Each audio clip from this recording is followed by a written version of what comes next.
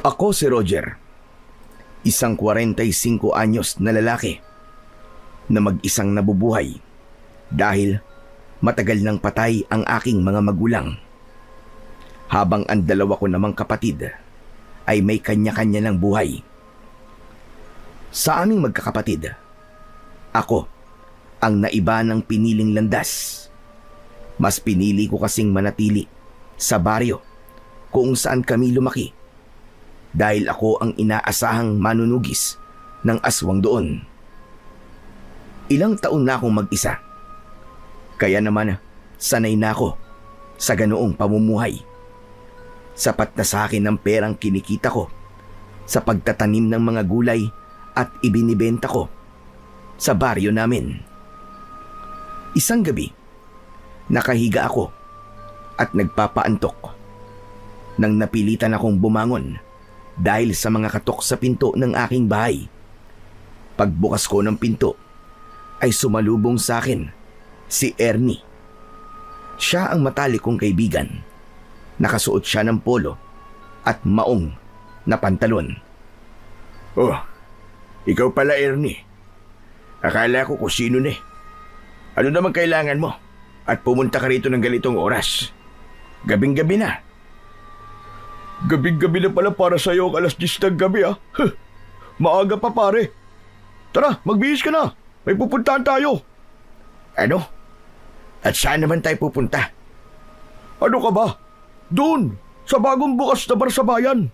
Yung Alindog Nightclub. Ang balita ko marami daw magaganda at sexy na dancer doon. Pambihira ka. Puro ka talaga kalukuhan eh. Kilala mo ko, Ernie. Hindi ako mahilig sa mga ganong klase ng lugar. Ayoko nang maingay. Sus! Kaya hindi ka nagkakaroon ng asawa eh. Umiiwas ka sa mga lugar na marami babae. Pare, kailangan mo na maghanap ng babaeng makakasama mo habang buhay. Hindi ka na bumabata ba? Baka mamaya hindi na tumayo yan. Si Raulo. Tsaka, hindi ako takot tumanda na mag-isa. Tsaka kung maghahanap man ako ng mapapangasawa ko, ay hindi siya ganung lugar. Hindi siya minamaliit ko ang mga babaeng nandun. Pero, iba ang tipo kong babae. Ano ba tipo mo? Yung hindi makabasag pinggan, ganun ba? Yung para bang si Maria Clara? Roger, mas exciting kung ang kukunin mong babae ay yung mga parang aswang, yung wild at magaling manlapa. Ewan ko sa'yo. Saka kung makapag-aya ka parang wala kang asawa. Kung isumbong kaya kita kay kumare ha? Tignan natin kung hindi ka manginig sa takot kapag binungangaan ka na ni Aida. Wala naman siya sa bahay Hindi ba sa Maynila siya nagtatrabaho? Saka hanggang tingin lang naman ako sa ibang babae, ikaw naman no touch at no kiss. Sige na, magbihis ka na. Sayang ang oras Ikaw na lang pare. Ayokong gumastos ng pera sa mga ganyang bagay Ang KJ naman ito. Sige na, ililibre na lang kita. Tapos ipapapultang ko pa yung motor mo. Basta sumama ka lang sa akin. Kailangan ko kasi talaga ng kasama Kasi paniguradong lasing akong uuwi Saka kailangan mo rin maglibang at magsaya paminsan-minsan. Lalo na ngayon nagawa mo ng patayin yung manananggal na sumasalakay dito sa baryo natin. Rewardan mo naman ang sarili mo kahit papaano. Ay nako, kulit naman ang taong ito. Sige na nga, sasama na ako sa'yo. Basta, usapan. Wala akong gagastusin ni Cinco Pero sigurado ka bang may pera ka?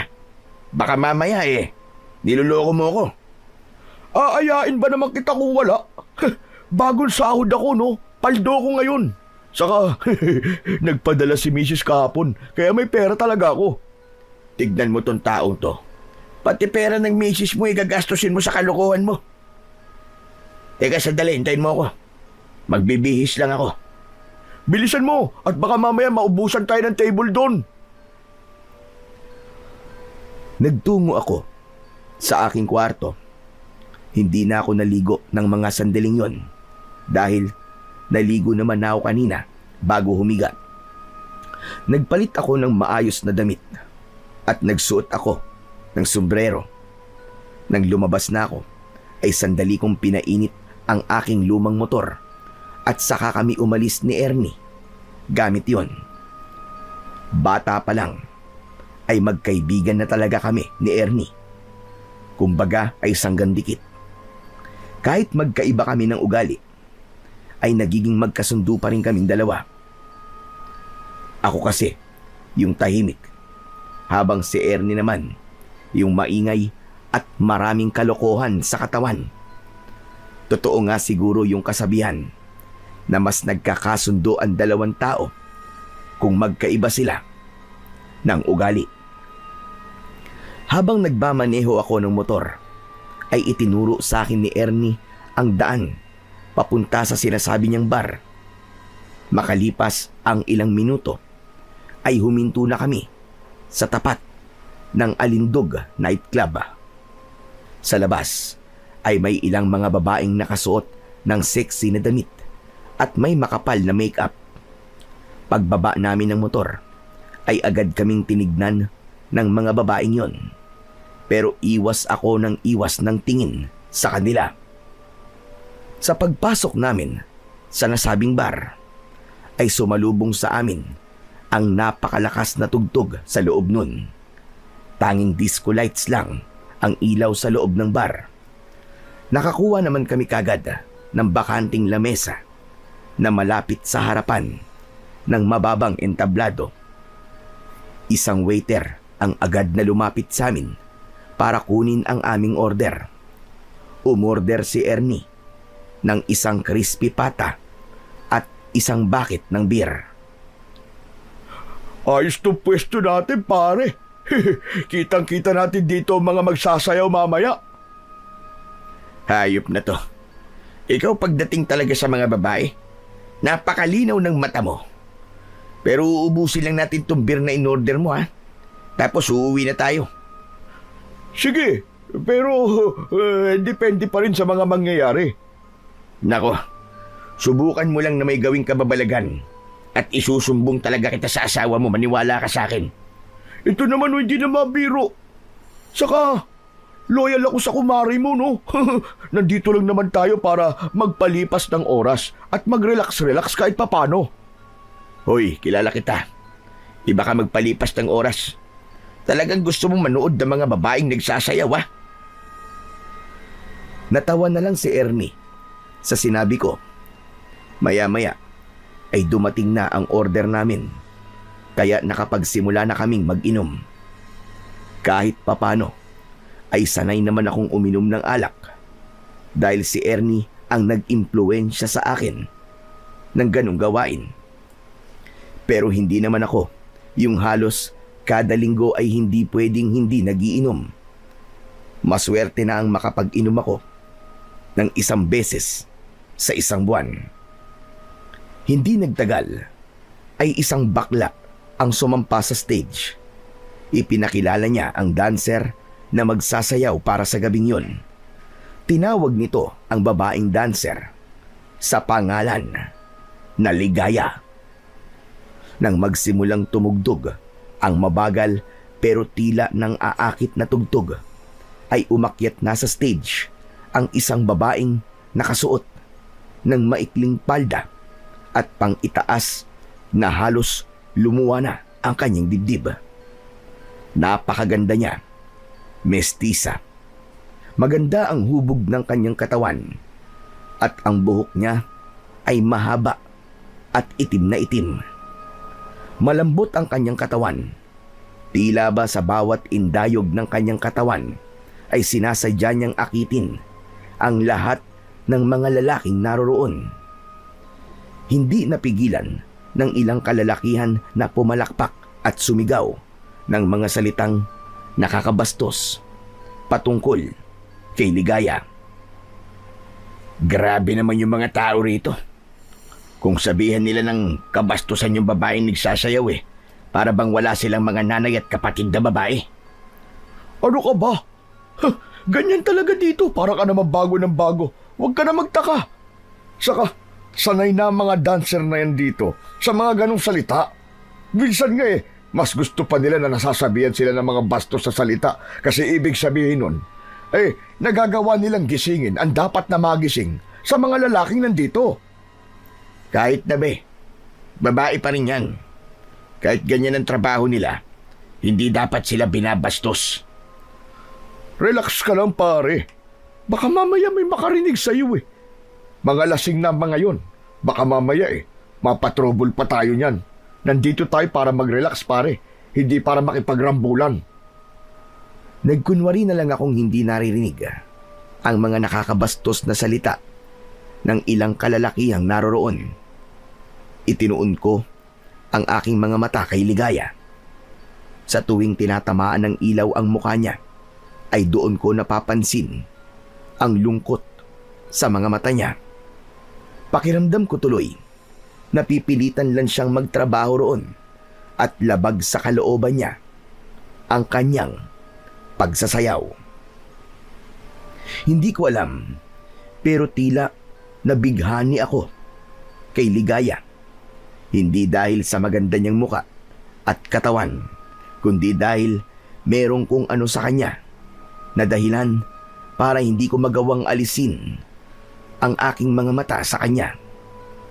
Maya-maya pa, natapos ng sumayaw si Ligaya at bumalik na siya sa likod ng makapal na kortina ng entablado. Pakiramdam ko ay gusto kong tumayo para sundan siya, pero pinigilan ko na lang ang aking sarili. Hoy Roger! Pabira! Titig na titig ka pa rin sa stage ah! Wala na! Tapos tayo sumasayaw! Wala na si Ligaya! Hindi naman si Ligaya ang tinitignan ko eh. Sus! Kita mo tong taon to!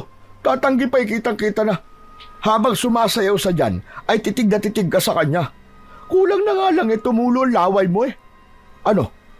Kursunada mo ba, pre? Pwede natin siyang ipatawag para tumable siya sa atin.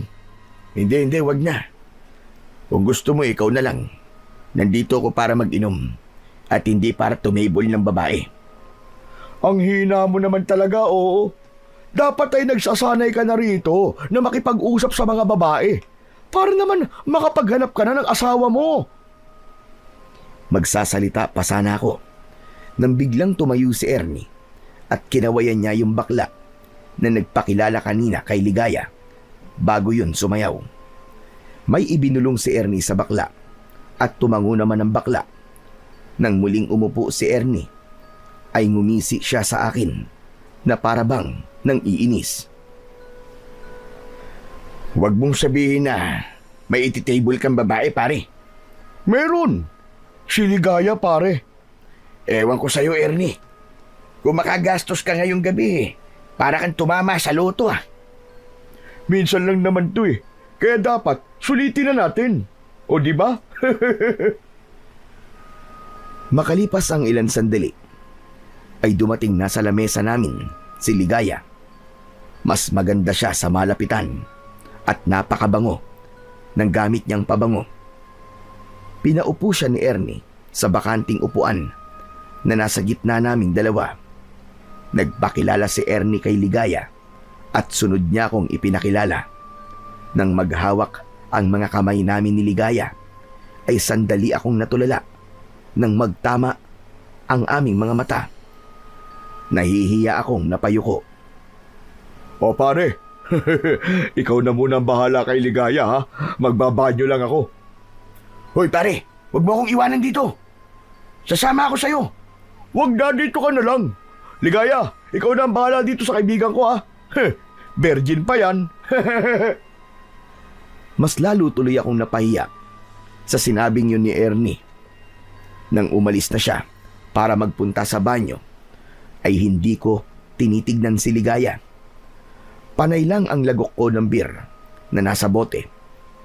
Nang sinulyapan ko si Ligaya, ay nalaman ko na seryoso siyang nakatingin sa akin. Teka lang, hindi mo ba ako kakausapin? Sayang naman ang ibinayad niyo sa akin. Tumatakbo ang oras ko dito. Ano kasi? Si Ernie kasi ang nag-table sa'yo eh. Hindi naman ako. Ang sabi sa akin, ay ikaw daw ang nag-table sa akin. Roger ang pangalan mo, di ba? Ganun ba? Pambihira oh. Si Ernie talaga. Mukhang hindi ka sanay makipag-usap sa mga babae, no? Mukhang hindi pala joke ang sinabi ng kaibigan mo na virgin ka pa. Virgin ka pa nga siguro, no? Hindi no. Hindi din talaga ako sanay sa ganitong lugar. Napalunok ako nang umusog si Ligaya. Palapit sa akin. Bumilis ang tibok ng puso ko. Lalo na nang bahagya niyang inilapit ang mukha niya sa mukha ko. Tapos na ang oras nyo. Ano? Tapos na ang oras nyo. Lilipat na ako sa ibang table. Ganun ba? O sige. Tinapik-tapik ni Ligaya ang pisngi ko at saka siya matipid na ngumiti. Napatulala ako sa ginawa niyang yon. Tumayo na siya at wala na akong nagawa kundi ang sundan siya ng tingin hanggang sa pumuesto na siya sa table ng ibang customer. Napapitlag ako nang biglang umupo si Ernie sa upuan niya. Lumingali nga siya na para bang merong hinahanap. Oh! Nasa si Ligaya? Wala na. Lumipat na ng ibang table. Ang sabi niya tapos na raw ang oras niya na binayaran natin sa kanya. Pambira, ang bilis naman nun. Pero kumusta pare? Ano na pag-usapan nyo? Naka-first move ka ba? Bakit naman ako magpe-first move? Ano? Ang ibig mo sabihin wala kang ginawa? Ni hindi mo man lang nahalikan? Bakit ko naman siya halikan? Hindi ko naman siya nobya. Pare naman, kasama yun sa trabaho nila. Kaya nga, tinagalan ko sa banyo para magkaroon kayo ng oras na kayong dalawa lang. Pambira ka, oo. Halata namang may gusto ka sa kanya Kaya ako nga ginawa yun. Ako na nga nagparaya Hindi mo pa ginalingan. Ay, nakong lalaking ito. Hindi ako sumama sa iyo rito para makipagharutan sa mga babae. Ay, ambot sa iyo, Roger. May itsura ka naman. Hindi ka naman pangit. Pero ang torpe-torpe mo. Siguro nga kailangan ko nang tanggapin. Natatanda kang binata, pare. Hayaan mo. At kami na lang ng asawa ko ang mag-aalaga sa'yo kapag uugod-ugod ka na. Walang masama kung tatanda akong binata. Kung yun ang kapalaran ko, ay tatanggapin ko yun. Ipinakita ko kay Ernie na wala akong pakialam kay Ligaya. Pero kapag may pagkakataon, ay sinusulyapan ko si Ligaya na masayang nakikipagkwentuhan sa mga lalaking customer. Hanggang sa biglang tumingin si Ligaya sa akin at agad kong inalis ang tingin ko sa kanya. Kinabahan ako dahil baka isipin niya na interesado ako sa kanya kasi nakatitig ako sa kanya. Kahit ang totoo ay napukaw naman talaga ni Ligaya ang interes ko. Marami na akong nakilalang babae. May iba na hayagang nagpapakita ng pagkagusto sa akin. Pero hindi ko pinapansin. Pero ibang-iba si Ligaya. Siya lang ang tanging babae na nagawang pabilisin ang tibok ng puso ko. Halos alauna na ng madaling araw nang magdesisyon kaming umuwi ni Ernie. 3 bote ng beer lamang ang ininom ko kasi hindi ako pwedeng magpakalasing ng gusto dahil nagmamaneho pa ako. Habang si Ernie naman ay lasing na lasing dahil nang maubos namin ang 1 bucket ng beer ay umorder pa siya ng 2 pang bucket at siya lang ang mag-isang umubos ng mga yon. Binagalang ko na lang ang pagpapatakbo ng motor para masiguro ko ang kaligtasan namin ni Ernie. Sa awa naman ng Diyos ay ligtas ko namang naihatid si Ernie sa bahay niya. Nang nakauwi na ako sa bahay ko, ay hinubad ko kagad ang damit ko at humiga na ako sa papag. Ang akala ko ay mabilis akong makakatulog dahil nakainom ako. Pero nagkamali ako. Sa tuwing ipipikit ko kasi ang aking mga mata, ay rumirehistro sa imahinasyon ko si Ligaya. Lalo na ang mapang-akit niyang mga ngiti at ang nangungusap niyang mga mata. Ano bang ginawa mo sa akin, Ligaya? Bakit hindi ka maalis-alis sa isip ko? Pinilit kong pumikit at matulog. Ginawa ko ang lahat para makatulog. Nagawa ko namang makatulog pero ang huling nasa isip ko ay walang iba kundi si Ligaya. Pagsapit ng umaga ay maaga pa rin akong nagising kahit na madaling araw na akong nakatulog. Nagkape muna ako at saka ko inasikaso ang taniman ko ng mga gulay. Nagdilig ako at siniguro ko na walang mga peste sa mga gulay na tanim ko. Habang ginagawa ko yon, ay dumating ang isang matandang lalaki. Siya ang kapitan sa aming baryo. Ang pangalan niya ay Kapitan Isko.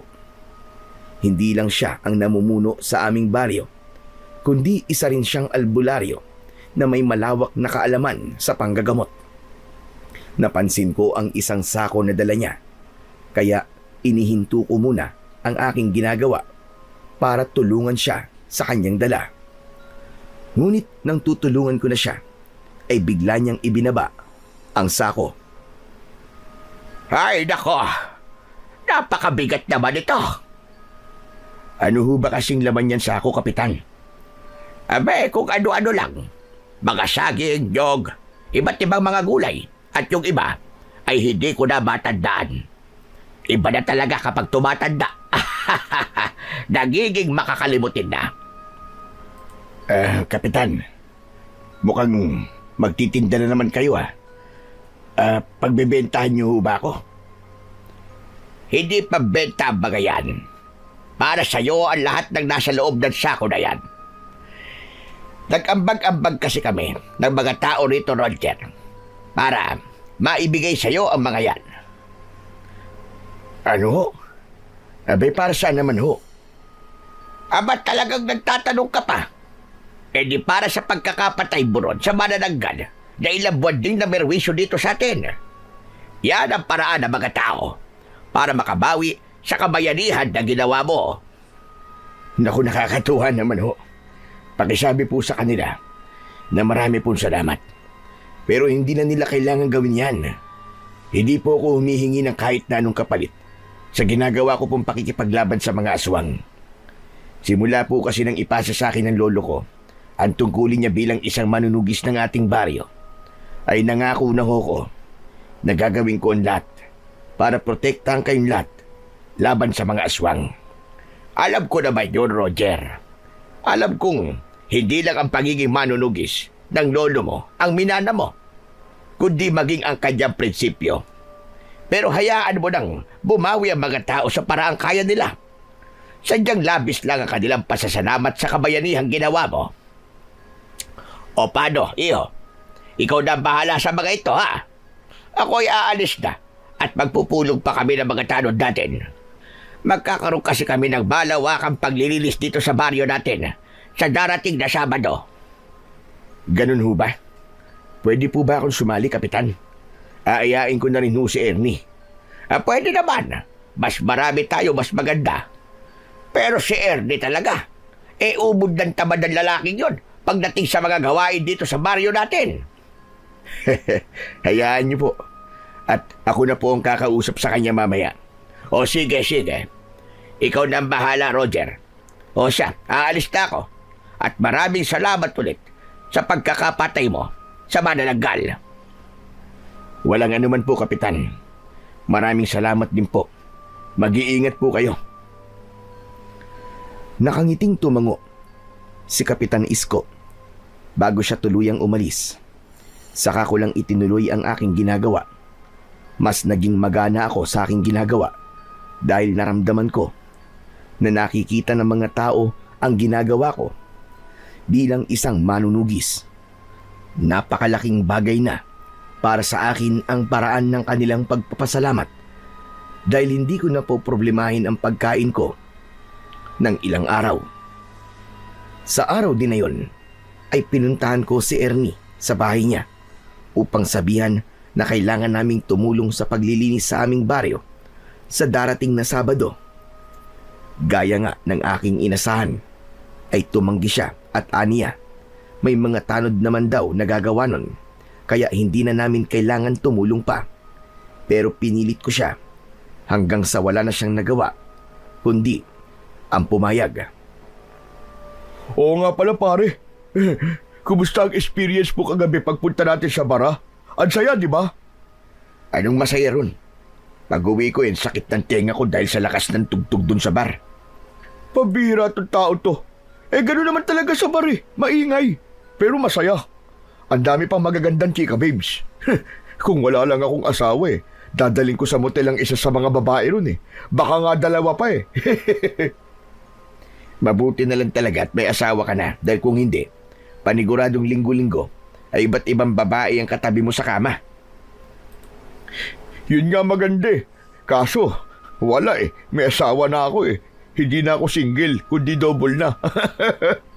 Alam mo naman, na wala talaga sa plano ko mag-asawa kaagad pero kailangan kong pakasalan si Aida kasi nabuntis ko siya. Sa kasamaang palad, namatay ang anak namin kasi inaswang. Tapos hanggang ngayon, hindi pa kami nakakabuo. Naramdaman ko ang biglang pagkalungkot ni Ernie nang sabihin niya yon. Alam ko kasi kung gaano kasakit para sa kanya ang nangyaring yon sa anak nila ng kanyang asawa. Ngunit agad na ngumiti si Ernie na para bang naramdaman niya na nalungkot din ako sa sinabi niyang yon. Pero pare, salamat kasi pinatay mo yung aswang na dahilan ng pagkamatay ng anak namin ni Aida. Nang dahil doon, nakaganti rin kami kahit papano. Ay maiba ako pare. Plano kong bumalik sa bar na yun sa susunod na linggo Sasama ka ba ulit sa akin? Hindi na pare, ikaw na lang yung pumunta ron. Ha? Abay bakit naman? Hindi ka ba talaga nag-enjoy doon? Hindi mo ba namimiss si Ligaya? Si Ligaya? Bakit ko naman siya mamimiss? Sus! Kunwari ka pang wala lang sa'yo si Ligaya. Pero kagabi, ang lagkit ng pagkakatitig mo sa kanya. Saka nung nagpalipat-lipat na siya ng table, ay panay ang tingin mo sa kanya na para bang nagsiselos ka. Kasi, iba't ibang lalaki ang kausap niya. Hoy, hindi ako nagsiselos no. Saka bakit naman ako magsiselos? Hindi ko naman siya nobya. Kaya nga, ligawan mo na siya pare. Malay mo, may gusto rin siya sa'yo, di ba? Isipin mo pare eto. Kung si Ligaya mapapangasawa mo, sigurado ako na magiging maganda at gwapo ang mga anak nyo. Mestiza at maganda si Ligaya. Ikaw naman, masasabi ko naman na hindi ka naman pangit. Malakas nga ang dating mo sa mga babae, di ba? Hindi ba ang sabi ko, kung magkakaroon ako ng asawa, ay hindi yung nagtatrabaho sa bar. Alam mo naman ang mga tao rito sa atin Kapag nalaman nila na sa ganun nagtatrabaho ang isang babae, ay iba na kagad ang tingin nila. Ayoko yung mapapangasawa ko huhusga ng mga tao kasi paniguradong mapapaaway lang ako. Hindi mo na dapat iniisip ang sasabihin ng ibang tao Basta kung masaya ka, wala na silang pakialam doon. Saka, kung palagi mong iisipin ang sasabihin ng mga tao, ay hindi ka magiging masaya pare, maniwala ka sa akin. Bigla ka namang naging malalim magsalita ngayon Iba ka talaga paring Ernie. Basta, babalik ako sa bar na yun at hindi pwedeng hindi ka kasama, okay? Bahala ka sa buhay mo pare. Basta hindi na ako sasama. Maghanap ka na lang ng ibang maisasama mo na parehas ng trip mo sa buhay. Matapos yun, ay nagpaalam na ako kay Ernie. Habang naglalakad ako, ay tila nawala ako sa aking sarili nang bigla kong maalala si Ligaya. Ang totoo, ay gusto ko ulit siyang makita. Pakiramdam ko kasi, ay nagkaroon kagad ako ng espesyal na pagtingin sa kanya sa unang beses na nakita ko siya. Pero alam ko na kailangan kong pigilin ang aking sarili dahil sigurado ko na mas lalo akong mahuhulog sa kanya kapag mas naging madalas ang pagkikita naming dalawa. Sa mga sumunod na araw, ay ginawa ko ang lahat para maging abala. Sa tuwing wala kasi akong ginagawa, ay hindi pwedeng hindi papasok sa isip ko si Ligaya. Minsan nga, kahit may ginagawa ko, ay bigla na lamang sisingit sa utak ko ang maganda niyang muka. Bago naman ako matulog, hindi pwedeng hindi ako mag-iimahinasyon kung ano kami kapag naging magkasintahan o mag-asawa na kaming dalawa. Nang dahil sa nangyayaring yun, ay napagtanto ko na walang silbi na pigilan ko ang nararamdaman ko para kay Ligaya dahil mas lalo yung nagkukumawala. Hanggang isang gabi, bigla akong bumangon at nagbihis. Hindi ko na kasi kayang pahirapan pa ang sarili ko. Alam ko na ang makakapagpatahimik lang sa akin ay ang makita ko at makausap si Ligaya. Gamit ang aking motor ay mag-isa akong nagtungo sa bar kung saan siya nagtatrabaho. Hindi ko na isinama si Ernie dahil ayokong alaskahin niya ako kasi kinain ko ang aking sinabi na hindi na ako babalik sa bar na yon. Pagdating ko sa bar ay pumuesto ko malapit sa entablado. Hindi nagtagal ay sumayaw na si Ligaya sa harapan ng lahat. Nang makita niya ako ay tila nang aakit niya akong tinignan. Naubos ko tuloy kagad ang isang bote ng beer dahil sa pagbaha ng tensyon sa aking katawan. Nang natapos ng magsayaw si Ligaya, ay agad kong kinausap yung bakla na kinausap nun ni Ernie at sinabi ko sa kanya na gusto kong i-table si Ligaya. Hindi nagtagal ay dumating na si Ligaya. Mapanukso siyang ngumiti sa akin. Sabi ko na nga be, babalik ka dito, Roger. Bakit? Sanay ka na bang binabalikan ka ng mga lalaki rito? Hindi naman. Naramdaman ko lang na babalik ka. At hindi nga ako nagkamali. Kumusta ka na pala, Ligaya? Ayos lang naman ako. Ikaw ba? Kumusta? Ayos lang din. Isang mahabang katahimikan ang namagitan sa amin ni Ligaya. Alam ko na kailangan ko siyang kausapin dahil baka isipin niya na boring akong ka-table pero wala na akong maisip na itatanong sa kanya. Inabot na naman ako ng pagiging mahiyain at torpe ko. Halos hindi rin ako makatingin kay Ligaya. Hanggang sa napansin ko ang mga pasa ni Ligaya sa kanyang magkabila ang braso. Napansin niya na nakatingin ako roon, kaya tinakpan niya ang mga pasa niya gamit ang kanyang mga kamay. Ligaya, ano nangyari sa'yo? Bakit ang dami mong pasa sa braso? Ha? Wala ito, Roger. Naglilinis kasi ako nung nakaraang araw sa apartment ko. Tapos, naaksidente ako. Sigurado ka ba? Parang hindi kasi ang pasa na nakuha sa isang aksidente. Ano bang alam mo sa mga pasa? Doktor ka ba? Hindi naman. Mag-isa ka lang ba sa apartment mo? Oo. Dapat pala may kasama kang lalaki para merong gagawa ng mabibigat na gawain para sa'yo. Sa payat kasi ng katawan mo, paniguradong hirap ka sa ibang gawain. Tignan mo nangyari sa'yo. Naaksidente ka pa tuloy. Hindi naman. Saka, hindi naman talaga naiiwasan ng aksidente. Kaya nga tinawag na aksidente, di ba? Isa pa, hindi ko kailangan ng lalaki sa buhay ko. Ibig sabihin wala ka pang nobyo? Wala, Roger. Sa tingin mo ba, ay may lalaking papatol ng seryoso sa akin nang dahil sa trabaho ko? Pare-parehas naman kayong mga lalaki. Lahat kayo, puro makamundong bagay lang ang nasa utak. Hindi naman lahat ng lalaki kagaya ng iniisip mo. Marami pa rin ng matino at tatanggapin kung ano ang trabaho mo. Sige nga, magbigay ka nga sa akin ng halimbawa ng isang lalaking matino. Kita mo na, wala kang masabi, di ba?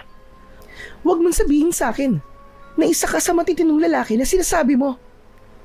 Mukha ka namang mabait at mahiyain, pero sa tingin ko, ay nasa loob ang kulo mo. Ang bilis mo naman akong husgahan. Yun ang tingin ko sa iyo eh. Karamihan sa mga lalaking nakilala ko ay sa una lang mabait. Pero kapag tumagal na, lumalabas na ang totoong kulay. pinapakita ng pagkademonyo.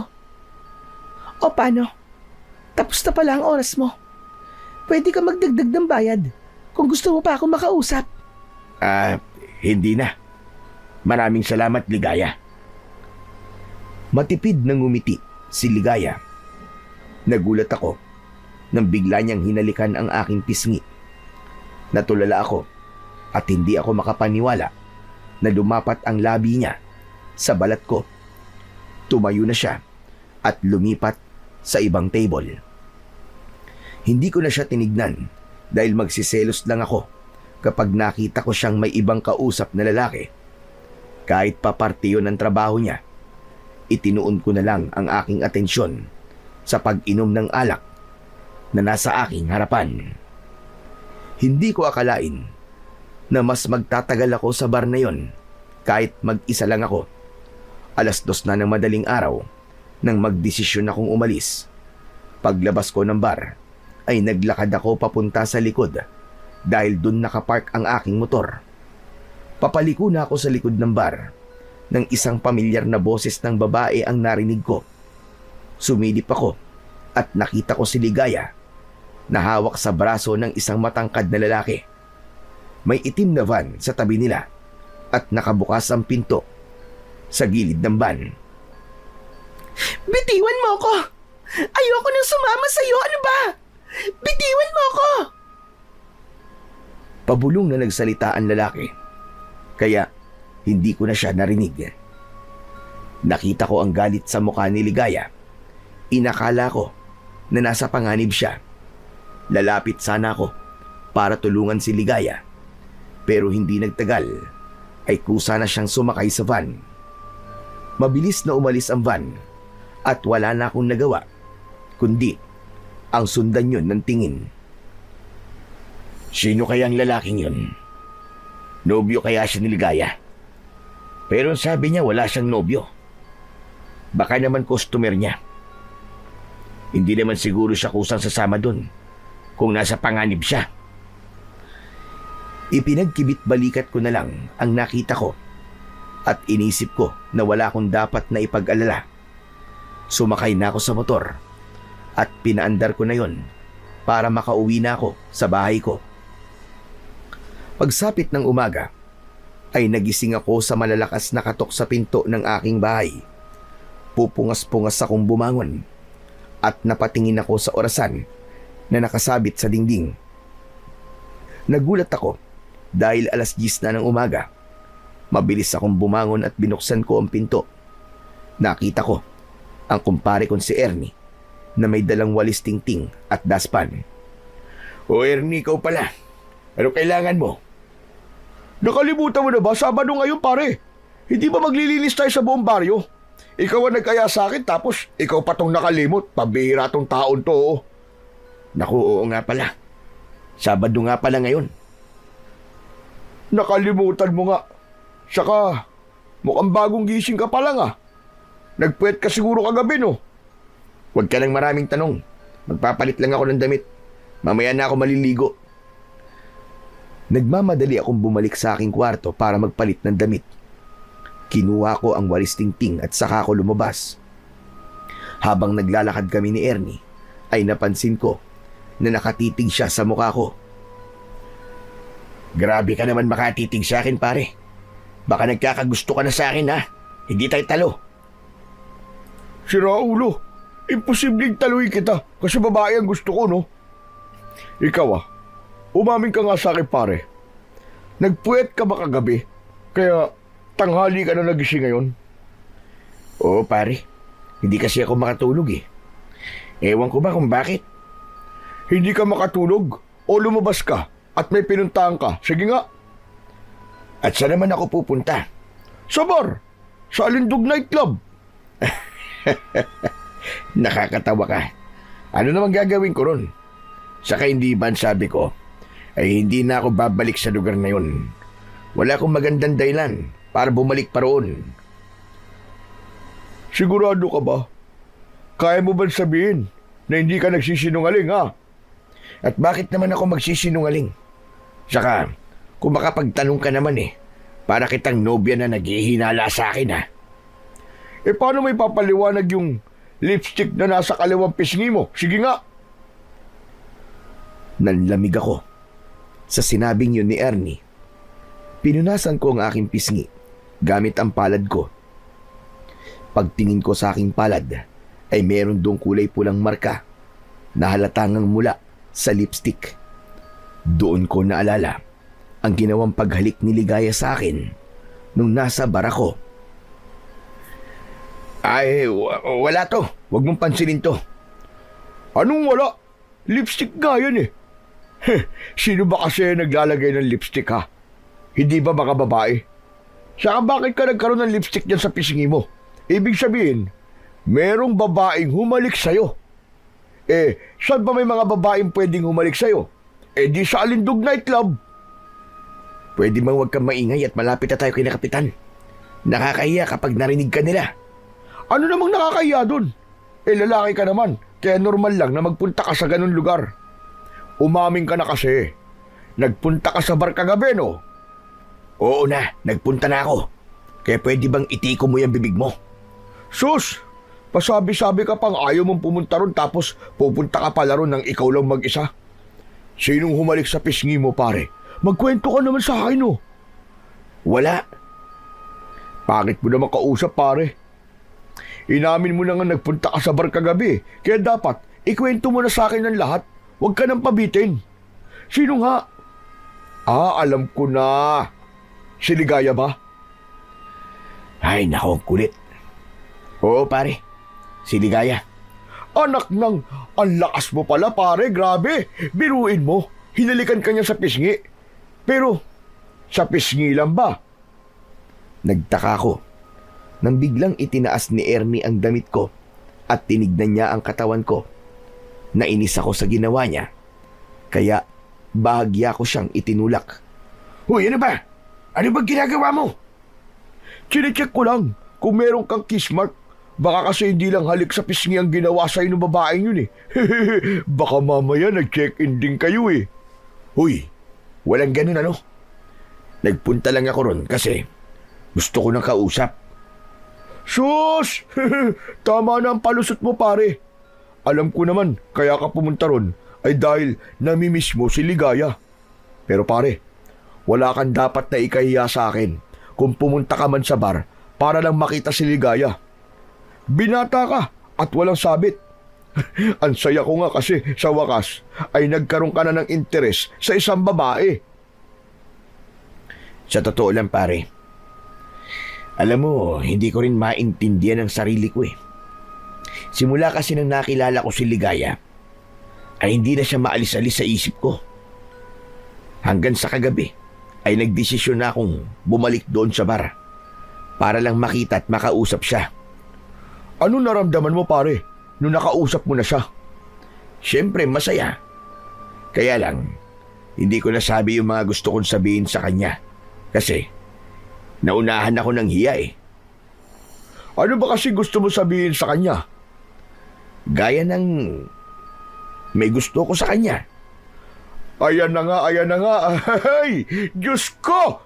Nai-inlove na nga kumpare ko. Salamat sa Panginoon dahil dumating na ang babaeng magpapaibig sa'yo. Normal lang yan na mahiya ka. Pero kailangan mong labanan yan, pare. Tandaan mo, napakagandang babae ni Ligaya, pare. At hindi imposible na ikaw lang ang lalaking nagkakagusto sa kanya. Kaya dapat ay magpakitang gilas ka sa kanya. Hayaan mo, pare. Sa susunod na linggo ay pupunta tayo ron. Kailangan kasama mo ako, ha? Para naman matulungan kita. Bibigyan kita ng mga discarding malupit.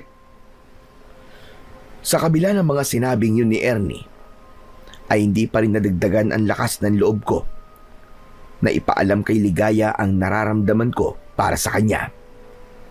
Alam ko kasi na walang tiwala si Ligaya sa mga lalaki at may posibilidad din na nobyo niya yung lalaki na nakita kong kasama niya sa likod ng bar. Pwede naman kasi na sinasabi niya lang na wala siyang boyfriend dahil baka mawalan sa kanya ng gana ang mga customer niya sa bar kapag na lamang meron na pala siyang nobyo. Hindi nagtagal ay nakarating na kami ni Ernie sa plaza kung saan naroon sina Kapitan Isko at ang mga tanod. Matapos sabihin ni Kapitan Isko ang mga dapat naming gawin, ay nagsimula na kami maglinis sa aming baryo. Pero kahit abala ko sa aking ginagawa, ay hindi pa rin nawala sa isipan ko si Ligaya. Kung pwede ko nga lang siyang makita ng oras na yon, ay ginawa ko na. Matapos namin maglinis sa aming baryo, ay nagpamerienda ng tinapay at soft drinks sa amin si Kapitan Isko. Pagkatapos kong kumain ay umuwi na ako sa bahay at doon ko napansin na kakaunti na lang pala ang mga delata na nakatabi sa aking kabinet. Naisip ko na magtungo sa bayan para bumili. Mas mura kasi ang mga delata roon. Hindi na ako gumamit ng motor at mas pinili ko na lang na sumakay ng tricycle. Pagdating ko sa bayan ay naglakad na ako papunta sa isang grocery store. Pero bago ako makarating doon ay nadaanan ko ang bar kung saan nagtatrabaho si Ligaya. Nakita ko yung bakla na nagtatrabaho sa bar na naninigarilyo sa labas. Sa kagustuhan kong makita si Ligaya ay lumapit ako sa bakla. Tinanong ko kung nasa bar ba si Ligaya. Gusto ko kasing makasiguro na ligtas siya matapos nang nakita kong pagsakay niya sa van nung madaling araw. Ayon sa bakla, ay wala sa bar si Ligaya at malamang daw ay naroon nito sa apartment nito. Sinabi sa akin ng bakla ang lokasyon ng apartment ni Ligaya. Kapalit ang 500 piso. Hindi na muna ako pumunta sa grocery store. Malapit lang kasi mula roon ang apartment ni Ligaya at pwedeng lakarin. Halos 10 minuto akong naglakad bago ko narating ang apartment ni Ligaya. Medyo luma na yon at walang gate. Tumapat ako sa pinto ng apartment ni Ligaya. May numero kasi yon sa pinto at yun ang numerong sinabi sa akin ng baklang nakausap ko. Huminga muna ako ng malalim at nag-ipon ng lakas ng loob bago ako kumatok. Maya-maya pa ay marahang bumukas ang pinto at sumilip si Ligaya. Nagulat siya nang makita niya ako. Nahihiya naman akong ngumiti sa kanya. Ikaw? Anong ginagawa mo rito? Paano mo nalaman kung saan ako nakatira? Sorry kung pumunta ako rito nang walang paalam. Nalaman ko ang bahay mo dahil dun sa baklang katrabaho mo sa bar. Galing kasi ako sa bar. Hinahanap kita. Si Mamo talaga, oo. Ano bang kailangan mo sa akin? Kung gusto mo ng kausap, ay hindi pa oras ng trabaho ko. Pumunta ka na lang mamayang gabi sa bar. Ano kasi? Kaninang madaling araw kasi, nakita kita na sumakay sa isang van. Tapos may kausap kang lalaki. Nung una, parang ayaw mong sumakay. Pero sumakay ka pa rin. Nag-alala kasi ako sa'yo. At baka kung ano na nangyari sa'yo. Ayun ba? Wala yon. Makulit na customer lang yon. Ngayong nakita mo na ako, okay na ba? Pwede ka na bang umalis? Hindi pa man ako nakakasagot, ay isinarado na ni Ligaya ang pinto. Pero bago niya yon tuluyang maisarado, ay napansin ko ang mga bago niyang pasa sa braso at para bang may kalmot pa siya. Kakatok sana ulit ako pero naisip ko na oras pa ng pahinga ni Ligaya dahil puyatan ang trabaho niya. Kaya umalis na lang ako at nagpunta na ako sa grocery store para bumili ng mga kailangan ko. Sa mga lumipas na araw ay mas lalo kong nahirapan na wag isipin si Ligaya. Hindi lang dahil sa may gusto ko sa kanya, kundi dahil na rin sa mga pasa at kalmot na nakita ko sa kanya. May pakiramdam kasi ako na may hindi magandang nangyayari sa kanya, pero ayaw niya na malaman yun ng iba. Kaya naman isang gabi ay nagpunta ako sa bahay ni Ernie, dala ang aking motor at inaya ko siya na magpunta sa bar kung saan nagtatrabaho si Ligaya. Aba, mukhang mahal mo na si Ligaya. Hindi ba kakapunta mo lang sa bar noong nakaraang gabi? Tapos, pupunta ka na kagad ngayon? Wala naman sigurong masama na makita ko siya, di ba? Tara na, magbihis ka na para makaalis na tayo. Oo na, sandali lang. Huwag ka masyadong atat. At paniguradong mamaya ay makikita mo na ulit si Ligaya. Sandali lang, hintayin mo ko. Matapos magbihis ni Ernie, ay umalis na kami. Medyo binilisan ko ang pagmamaneho dahil bala kong makausap ng mas matagal si Ligaya sa gabi na yon. Gusto kong malaman kung kailangan ba niya ng tulong. Nababahala na kasi talaga ako sa mga pasa at kalmot niya. Pagdating namin sa bar, ay pumuesto kami sa lamesa na malapit ulit sa entablado. Inasahan ko na si Ligaya ang unang magsasayaw, pero ibang babae ang nagsayaw ng gabing yon. May ilang babae pa na sumunod na sumayaw, pero sa kasamaang palad ay hindi kasama roon si Ligaya. Bakit kaya hindi sumayaw si Ligaya? Baka naman hindi siya nakaschedule na sumayaw ngayong gabi. May gano'n naman, di ba? Siguro titable-table lang siya ngayon. Siguro nga. Ano ka ba? Huwag kang kakabahan. Mamaya magpapakita rin yun. Bakit ba parang gusto mo talaga siyang makita ngayon, ha? Aamin ka na ba sa kanya na may gusto ko sa kanya? Hindi, pare. Meron lang akong gustong itanong sa kanya. Ano namang itatanong mo sa kanya? Baka pwede mo namang sabihin sa akin. Bakit ikaw ba si Ligaya? Sa kanya ko nalang itatanong ang mga yun mamaya.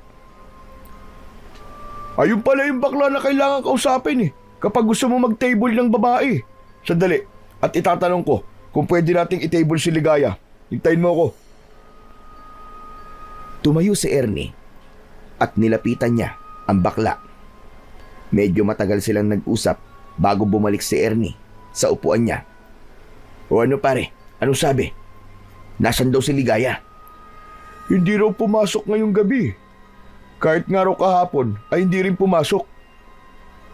Hindi kaya may sakit si Ligaya? Ang sabi sa akin ay hindi raw nagsabi si Ligaya kung bakit hindi siya papasok. Pinuntahan daw nila sa apartment si Ligaya, pero wala raw tao ron. Kaya imposible yung sinasabi mo na may sakit siya. Pwede pa na meron siyang pinuntahan, tapos hindi nagpaalam.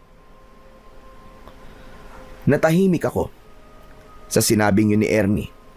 Mas lalo tuloy akong kinabahan para kay Ligaya. Pakiramdam ko ay nawala ako sa sarili ko nang dahil sa pag-iisip. Oh, ano nangyari? Bakit parang ang lalim yata ng iniisip mo, pare? Nag-aalala ka ba kay Ligaya? Huwag mong masyadong isipin yun. Panigurado na may pinuntahan lang yun. At isang gabi ay makikita mo ulit siya rito. Sa totoo lang pare, kinakabahan talaga ako. Alam mo kasi, nung huling punta ko rito ay napansin ko na may mga pasa siya sa braso. Tapos bago ako umuwi, ay nakita ko na may kausap siyang isang lalaki tapos parang pinipilit si Ligaya ng lalaki na sumama at isakay sa van. Pero ang ipinagtataka ko, matapos na may sabihin yung lalaki, ay kusa nang sumama sa kanya si Ligaya. Hindi kaya boyfriend niya yung lalaking nakita mo? Huwag naman sana kasi kung boyfriend niya yun, ibig sabihin, wala ka na palang pag-asa kay Ligaya. Nganga ka na. Ay hindi, meron pa pala.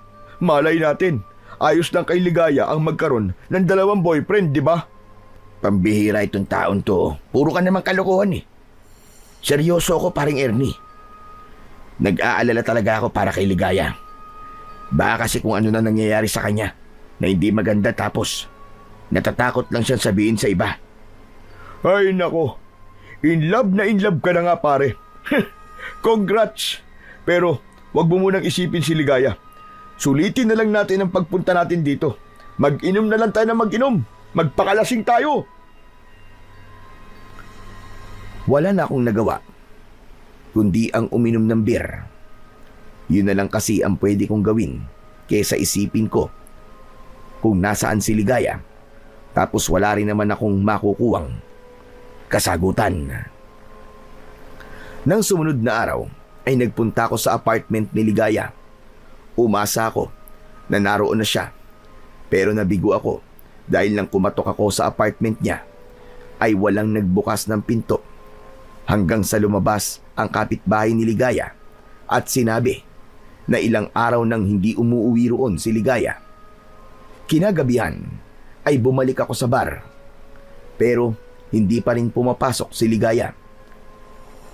Kinabukasan, inabala ko ang sarili ko sa mga pananim ko.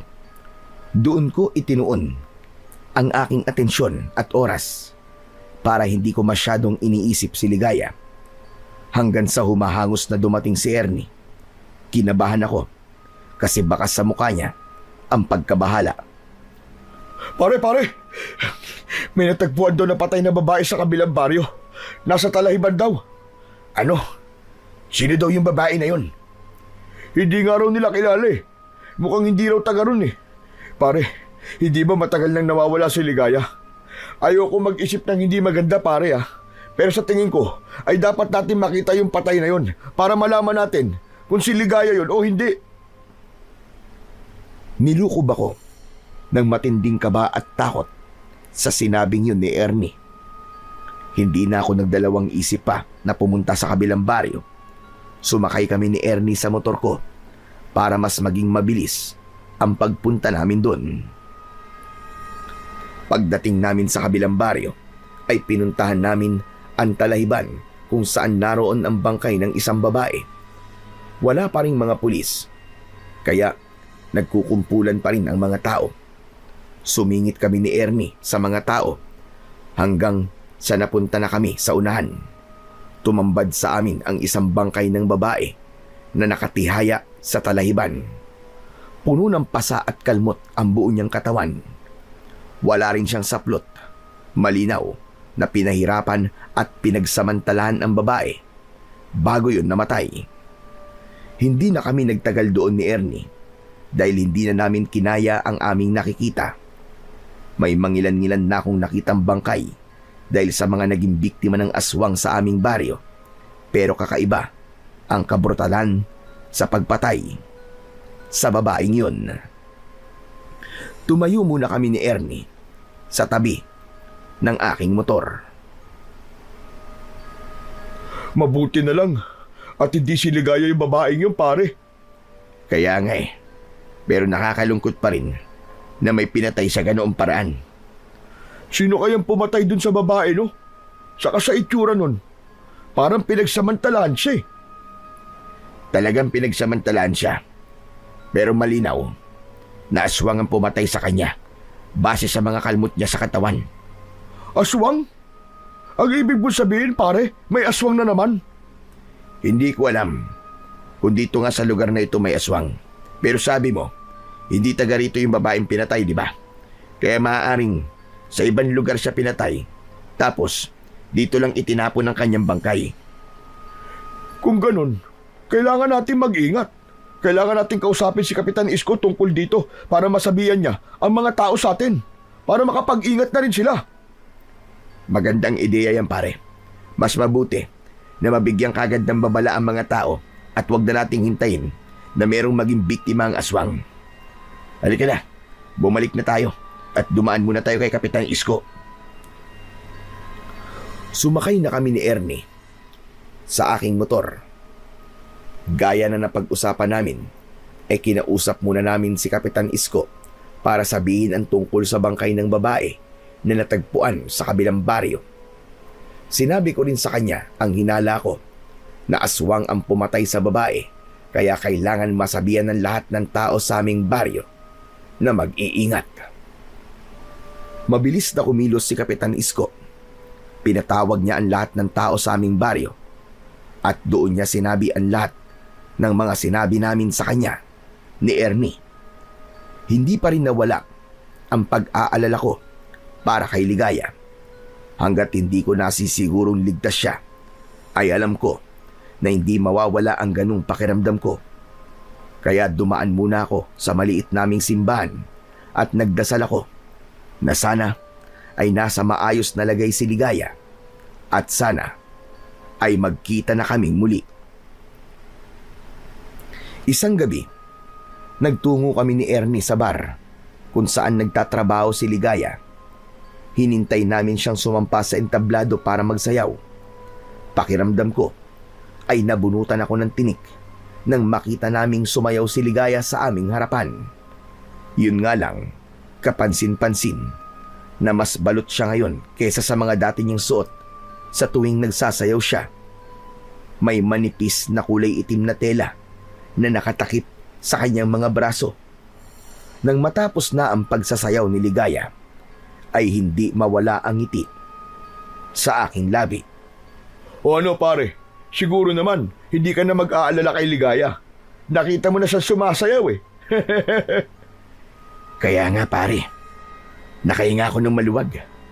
Akala ko kasi ay kung ano na nangyari sa kanya. Kasi ilang araw ding walang nakakaalam kung nasan siya. Ang mabuti pa, kausapin mo na yung baklang nagtatrabaho rito para matable na natin si Ligaya. Sigurado ko na gusto mo na siyang makausap kasi miss mo na siya. Loko ka talaga. Pero sige, ikaw na nga yung kumausap doon sa bakla. Tumayo na si Ernie at nilapitan niya ang bakla na kailangan kausapin kapag may gustong mag-table ng babae. Makalipas ang ilang sandali, ay bumalik na si Ernie sa upuan niya. Malas pare. Oh, bakit malas? Ang sabi kasi sa akin, may mga nauna nang nag-table kay Ligaya. Tapos mamayang 12:00 ng hating gabi, ay may customer na magti-take out kay Ligaya. Ano ka mo? Magti-take out? Paano magti-take out? Yung bang ilalabas si Ligaya. Tapos, alam mo na. Pakiramdam ko ay may kung anong kumirot sa dibdib ko sa sinabing yun ni Ernie. Nasaktan ako na may ibang lalaking makakasama si Ligaya kahit alam kong parte yun ng kanyang trabaho. Maya-maya ay nakita ko na si Ligaya na nakatable sa ibang mga customer. Hindi ko inalis ang tingin ko sa kanya. Nang magtama ang mga mata namin, ay napansin ko ang takot na meron siya. Kinabahan ako. Gusto ko siyang lapitan pero hindi ko magawa dahil baka mabastusan ang mga customer niya. Kapag ginawa ko yun, pagsapit ng 12:00 ng hating gabi, ay nakita kong lumabas si Ligaya ng bar. Sakto na nagpaalam sa akin si Ernie na magpupunta siya sa banyo. Kaya naman, nagkaroon ako ng pagkakataon na lumabas para sundan si Ligaya. Gusto ko kasi siyang kausapin kahit sandali lang bago siya sumama sa customer na kailangan niyang samahan. Nagtungo si Ligaya sa likod ng bar at naroon ulit ang van na sinakyan niya noon. Bumaba mula roon yung matangkad na lalaki. Hindi ako gumalaw sa aking kinatatayuan at nag-obserba muna ako. Narinig ko na pinapasakay ng lalaki si Ligaya sa van. Parang awa mo na. Ayoko na sumama sa inyo. Ayoko na nang pinapagawa niyo sa akin. Sabi ng lalaki na hindi maaaring tumanggi si Ligaya dahil bayad na ito. Ibabalik ko na lang ang perang binayad niyo sa akin. Kahit pa unti-unti. Basta't pabayaan niyo na ako. Tumanggi ang lalaki. Sinabi niya na kung hindi sasama si Ligaya, ay alam na ni Ligaya ang mangyayari. Nang nakita kong umiiyak na si Ligaya at takot na siya, ay dun na ako nagdesisyon na makialam. Nilapitan ko sila at sabay silang napatingin sa akin. Nagulat si Ligaya nang makita niya ako. Roger, anong ginagawa mo rito? Sinundan kita kasi sana gusto kitang makausap. Sino ba itong lalaki na ito? Pare, kung ayaw sumama sa'yo ni Ligaya, huwag mo nang pilitin. Marami pa namang ibang babae sa loob ng bar eh. Alam mo pare, kahit nagtatrabaho siya sa bar, may karapatan pa rin siyang tumanggi sa'yo. Roger, umalis ka na. Okay lang ako. Okay? Hindi ka okay, Ligaya. Ang tagal mong nawala. Tapos, pagpasok mo, ang dami mong pampasa sa braso. May mga kalmot ka pa nga eh. Hindi ako naniniwalang ayos ka lang. Bakit ka ba nakikialam? Sinabi nang umalis ka na eh. Hindi kita kailangan. Alam kong hindi ka okay, Ligaya. Halika, sumama ka na sa akin. Bumalik na tayo sa loob. Ramdam na ramdam ko ang takot ni Ligaya sa lalaking nasa harapan namin. Alam ko na kung siya lang ang masusunod, ay hindi siya sasama sa lalaking yon. Hinawakan ko ang braso ni Ligaya. Hihilahin ko na sana siya paalis. Pero natigilan ako nang may 4 pang lalaki ang bumaba mula sa van. Pinalibutan nila kami ni Ligaya. Lahat sila ay nakatingin na masama sa akin, na para bang anumang sandali ay may gagawin na silang hindi maganda. Roger, ano ba? Hayaan mo na ako. Hindi sila masasamang tao. Customer lang sila sa bar. May utang lang ako sa kanila kaya kailangan kong pagbigyan kung anong gusto nila. Pilit na inalis ni Ligaya ang kamay ko sa braso niya. Nang makawala siya sa akin, ay nagmamadali siyang sumakay sa van. Nanatili ang mga lalaki na nakapaligid sa akin. Inihanda ko ang aking sarili kung sakaling may hindi sila magandang gagawin sa akin. Ano ba? Sasama na ako sa inyo. Pabayaan niyo na siya. Umalis na tayo. Matapos sumigaw ni Ligaya, ay sumakay na ang mga lalaki sa van at mabilis siyang umalis. Gusto ko sanang sundan kung saan nila dadalhin si Ligaya, pero naisip ko na kailangan kong pagplanuhan ang aking susunod na hakbang para malaman kung ano ba talaga ang nangyayari kay Ligaya. Hindi ako maaaring sumabak sa gera na wala man lang akong dalang bagay na magagamit ko para ipagtanggol ang aking sarili at si Ligaya. Hindi na ako nagtagal doon at naglakad na ako pabalik sa loob ng bar. Pero nang papasok na ako, ay nakasalubong ko si Ernie. O pare, nandiyan ka lang pala eh. Siya ka ba nanggaling? Kanina pa kita hinahanap, pambihira ka. Sa labas lang pare, nagpahangin. Pambihira, akala ko naman iniwan mo na ako dito. Nag-bail out na tuloy ako at uuwi na sana ako eh. Buti na lang nakita kita. Pero bakit parang wala ka sa sarili mo pare? May nangyari ba? Wala pare, medyo lasing na ako eh. Nahihilo na ako ng konti. O ano, kayang pa bang mag-drive? Baka naman maaksidente tayo niyan ha? Huwag ka mag-alala pare, kaya ko pa mag-drive. Tara na, umuwi na tayo.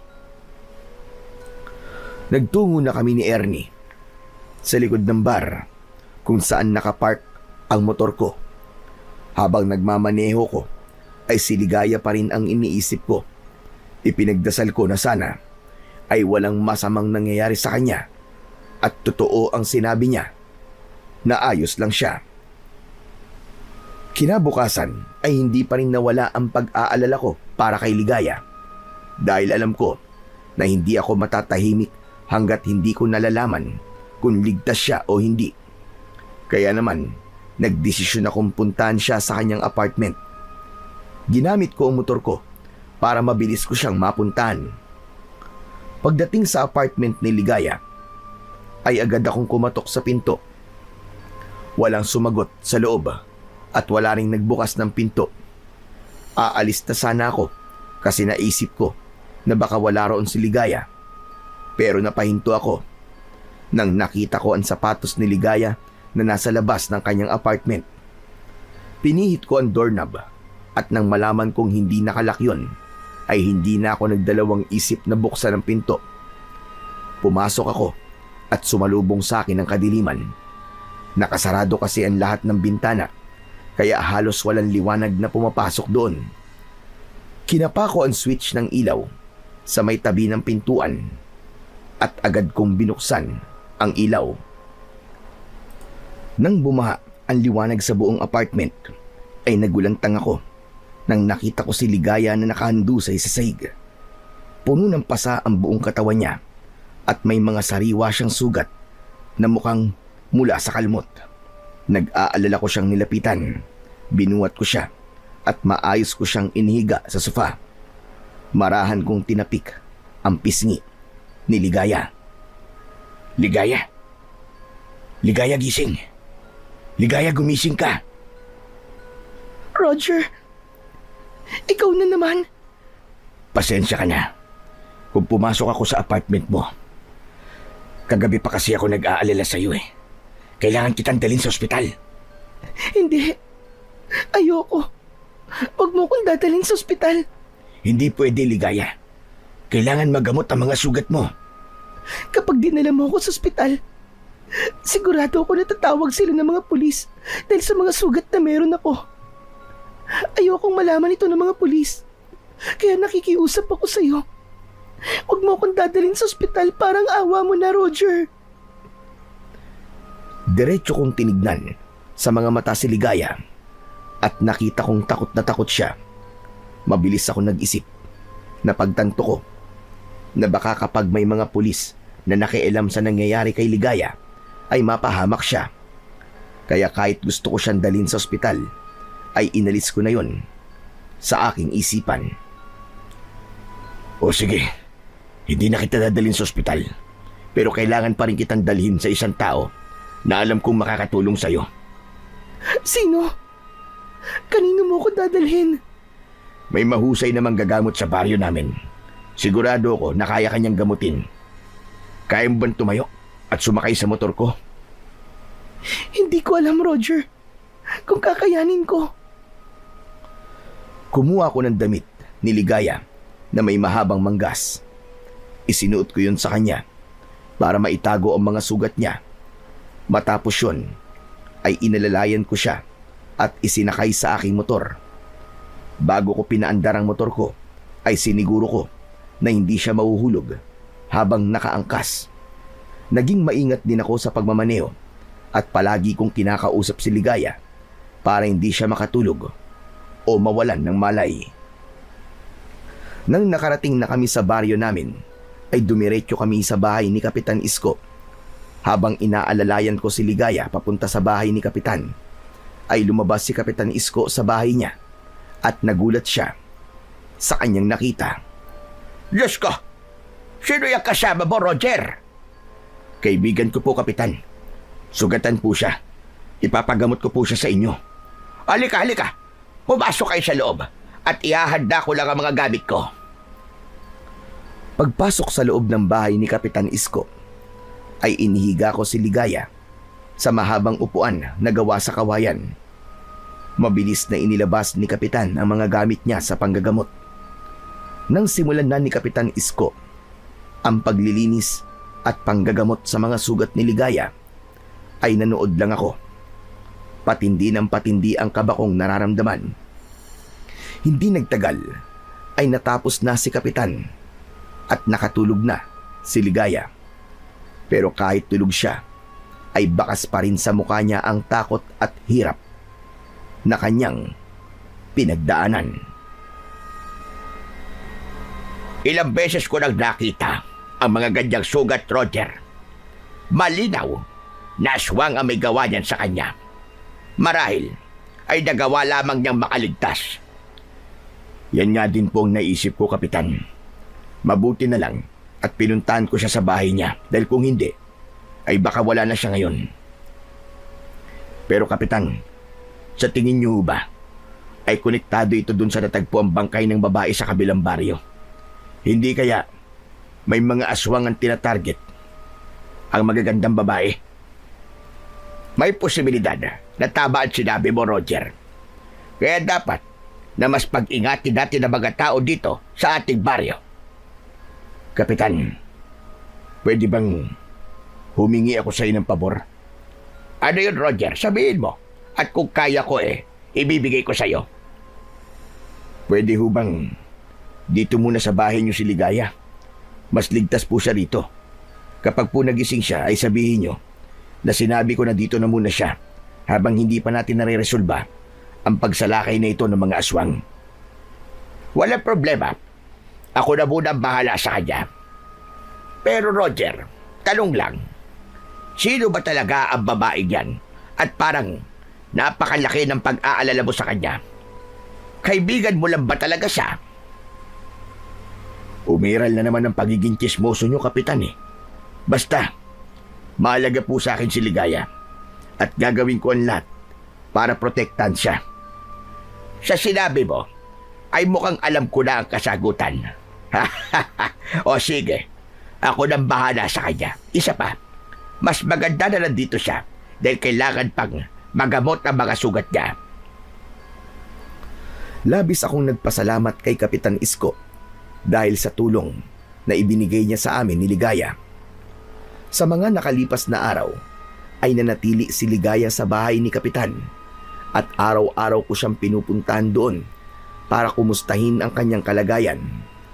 May mga pagkakataon na tinutulungan kami ni Ernie sa paggamot sa mga sugat ni Ligaya. Kapag tinatanong ko si Ligaya sa kung anong nangyari sa kanya, ay hindi siya nagsasalita. Nirespeto ko naman ang pananahimik niya at umasa ako na isang araw ay sasabihin niya na sa akin ang lahat. Importante kasi na malaman ko ang katotohanan para malaman ko kung ano ang susunod kong gagawin. Hanggang isang umaga, habang nag-aalmusal ako, ay humahangos na dumating si Kapitan Isko. Hindi na siya umatok sa pinto at diretso na siyang pumasok sa bahay ko. Kinabahan ako kahit wala pa siyang sinasabi. O Kapitan, ano nangyari? Bakit parang aligaga kayo? Kahit ikaw, Roger, ay magiging aligaga sa sasabihin ko sa'yo. Si Ligaya, wala na siya sa bahay ko. Ano? Paano pong wala na? Sandali, huwag niyo sabihin na namatay na siya. Hindi. Pagising ko, ay wala na siya sa bahay ko. Umalis siya nang hindi nagpapaalam sa akin at hindi ko rin alam kung nasa na siya. Pero kagabi, ay para bang nagbibigay na siya sa akin ng senyales na plano talaga niyang umalis. Bakit, Kapitan? Ano ho bang sabi niya kagabi? At sabi niya, ay di pwedeng nasa baryong ito siya dahil paniguradong magaganib ang baryo natin. Susundan daw siya na mga nananakit sa kanya. Tinanong ko kung sino ang nananakit sa kanya. Pero hindi naman niya sinabi sa akin. Aalis lang po ako, Kapitan. Hahanapin ko po si Ligaya.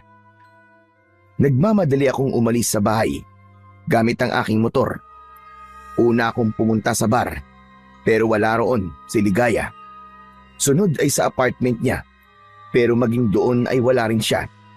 Doon na ako unti-unting nawalan ng pag-asa dahil ang 2 lugar lang na yon ang alam kong pwedeng puntahan ni Ligaya. Kaya bigo akong bumalik sa aming baryo. Pagdating ko sa bahay ay naroon si Ernie na mukhang kanina pa naghihintay sa akin. Pare, sinabi na sa akin ni Kapitan na nangyari. Ano, kumusta? Nahanap mo ba si Ligaya? Hindi, pare. Pinuntahan ko siya sa bar at sa apartment niya. Pero wala siya roon. Saan naman kaya siya pumunta? Ewan ko, pare. Pero hindi ako titigil hanggat hindi ko siya nahanap. Sigurado ko na aswang talaga nanakit sa kanya.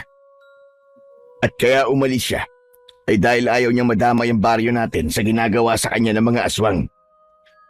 Kung ganun, pare, ang kailangan mong gawin ay alamin mo kung nasaan ang pinagtataguan ng mga aswang na yun. Ganun na nga, Ernie. May plano na ako. Pero hindi ako sigurado kung magiging epektibo ba yun para malaman ko kung nasan si Ligaya.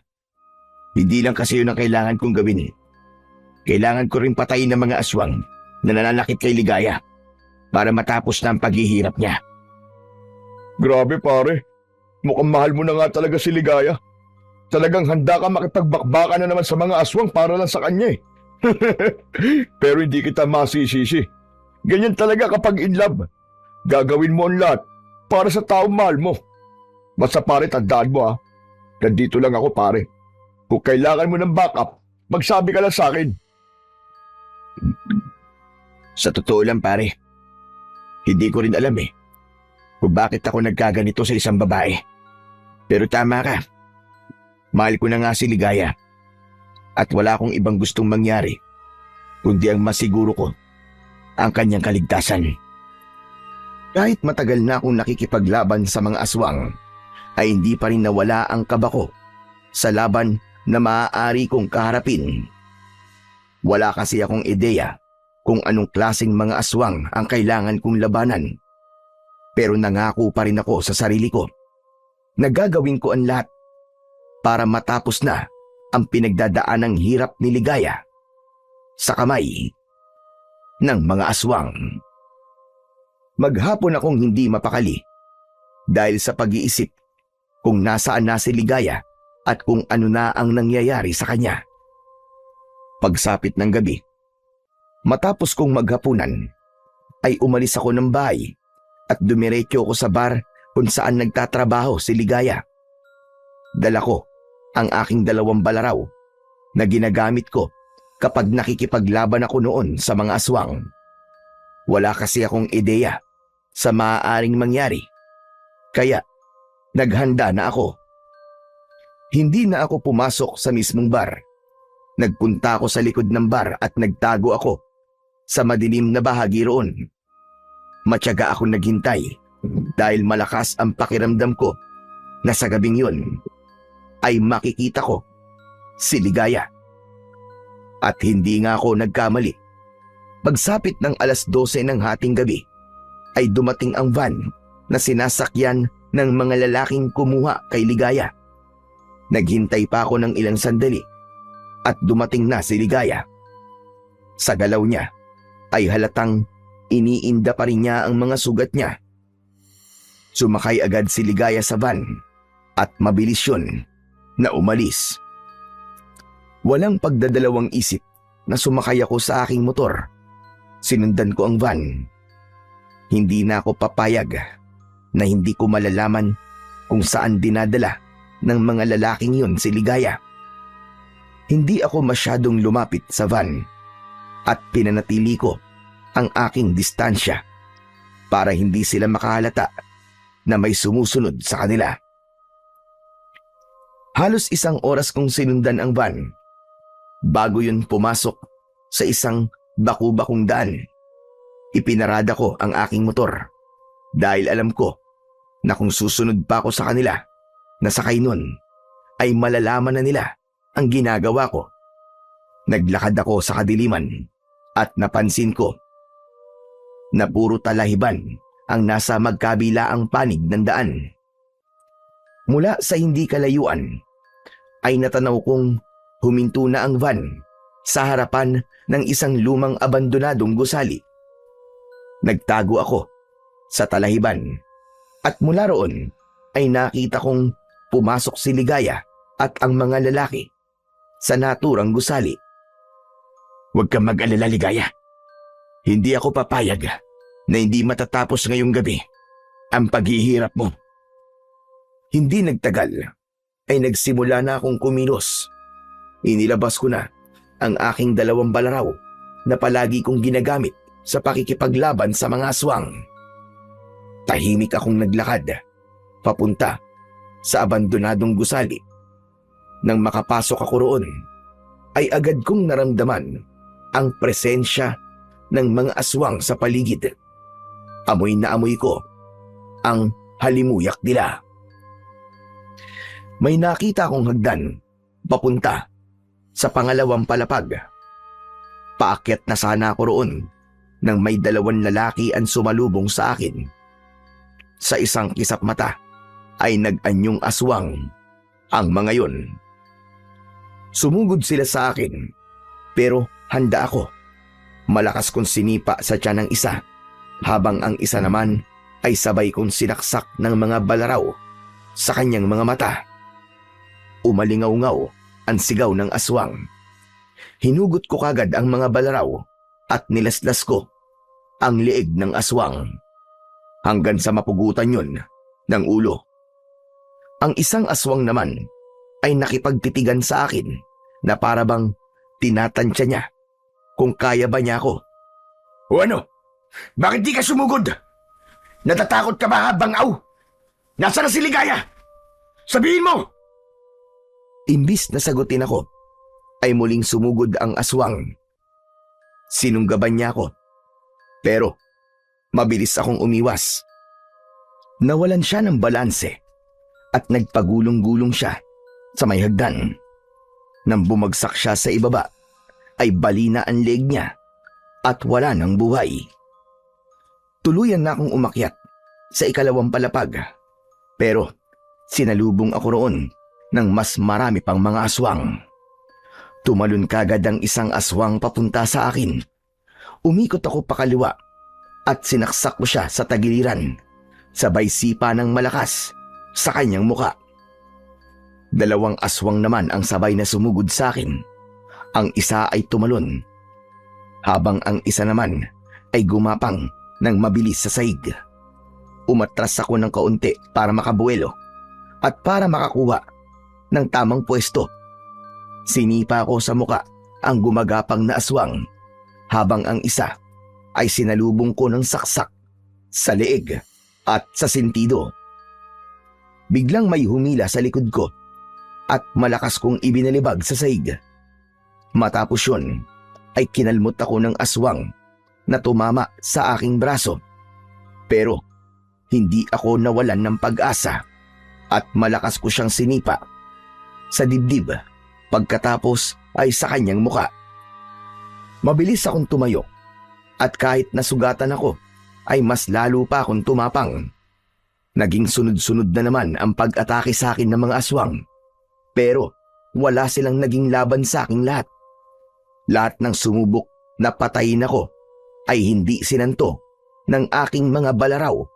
Pakiramdam ko ay hindi ako nakakaramdam ng pagod ng mga sandaling yun, dahil ang tanging nasa isip ko ay ang mailigtas ang pinakamamahal ko na si Ligaya. Hanggang sa nagawa ko ng patumbahin ang lahat ng aswang, habol ko ang aking paghinga. Luminga ako sa paligid. May isang malakas na presensya ng aswang ako na nararamdaman, kaya hindi ako nagpakampante.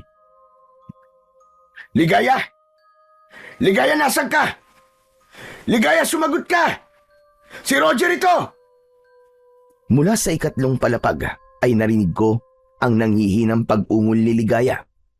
Agad akong nagtungo roon at nakita ko nga si Ligaya sa isang silid. Nakahandusay siya at nanghihina. Wala siyang saplot sa kanyang katawan. Sinamsam ko ang mga damit niya at saka ko siya binihisan. Binuhat ko si Ligaya palabas ng gusaling yun at isinakay ko siya sa aking motor. Inuwi ko si Ligaya sa bahay ko at saka ko ipinatawag si Kapitan Isko para muling gamutin ang mga bagong sugat ni Ligaya. Matapos siyang gamutin ni Kapitan, ay naaawa ko siyang pinagmasdan.